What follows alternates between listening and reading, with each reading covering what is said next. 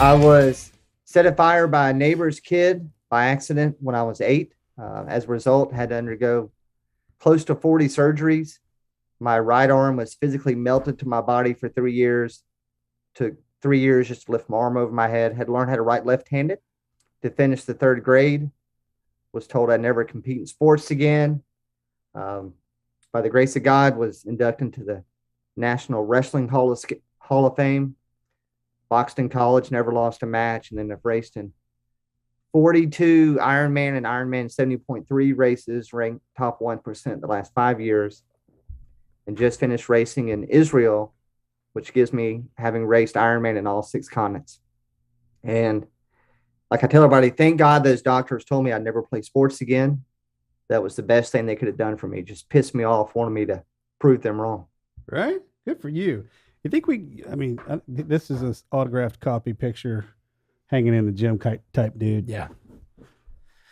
Okay. So, it's kind of hard to get accidentally set on fire. Yeah. I'm not saying it doesn't happen. It's interesting. I think we all can relate to it though. I was asked by my mom to warn my neighbors they had an aggressive yellow jacket's nest in the ground. Yeah. If you're in the South, you know about yellow jackets. Those things very are aggressive. gnarly, man. Yeah. I was 8. My friend was 7. We walked across the street to tell the neighbor that dad wasn't home, but the 15-year-old daughter was. And as we started to tell her about the nest, she asked if we would help her get rid of them. What I didn't know is she'd seen her dad do this a few times before. So we walked down to where the yellow jackets were. She grabbed a match, striked it, threw it close to the hole. And she asked us to stand there probably about 15 feet away to make sure they didn't leave the nest. And then without saying anything, she grabbed a cup of gasoline, stood behind us, pitched it between us, splashed me on my right shoulder, my face, hit my buddy on the left side, hit that spark of a match, and we went up in flames. Luckily, I remembered to stop, drop, and roll, put mine out. And then I looked up. The kid stood there screaming. The girl hid because she was in shock. Bless you. I grabbed a hose and put him out.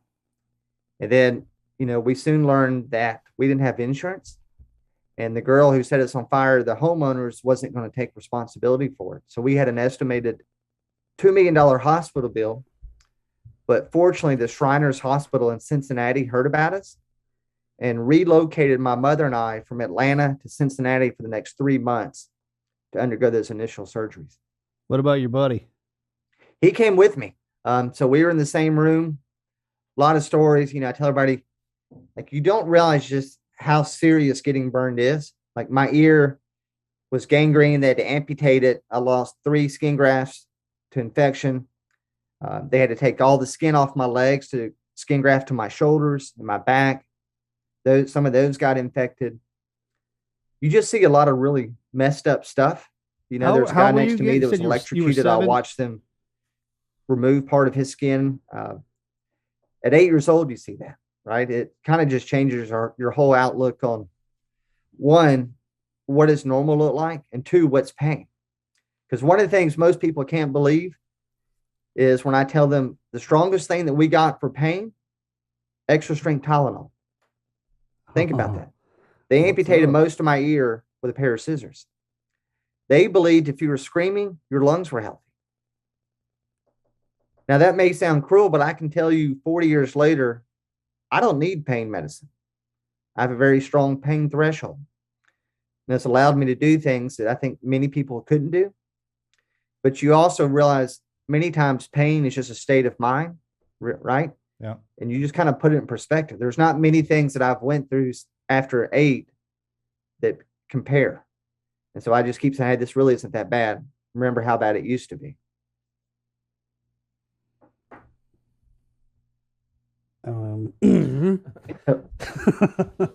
That was pretty deep, Shay. Yeah. When that first happened, how long were you down? So I was hospitalized 3 months. Yeah. It was interesting because they kept saying, hey, here's all the things you shouldn't do. Right. And they keep prefacing by saying, listen, when you get out of here, you need to know the world you're going into isn't going to be kind. Because you got to remember, for 3 months, I'm around everybody else is burned. They look just like me. disfigured, scarred, you're missing limbs, nobody stares at you because you're normal. But I remember to this day when I went back to school, because they told us to stay home for a year, my parents took me back to school 2 weeks later. My mom would pick me up every day at lunch, take me home, change my dressings, take me back to school. This is the Team Never Quit podcast. So buckle up, Buttercup.